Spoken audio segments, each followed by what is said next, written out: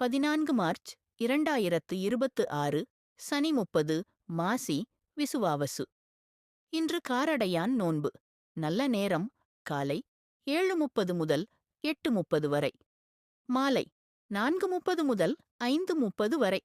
நல்ல நேரம் காலை 12:45 முதல் 1 மணி வரை. மாலை 9:30 முதல் 10:30 வரை. இராகு காலம் 9 முதல் 10:30 வரை. யமகண்டம் 1:30 முதல் 3 வரை. குளிகை 6 முதல் 7:30 வரை. சூலம் கிழக்கு. பரிகாரம் தயிர். சந்திராஷ்டமம் திருவாதிரை. நாள்மேல் நோக்கு நாள். லக்னம் கும்ப லக்னம்.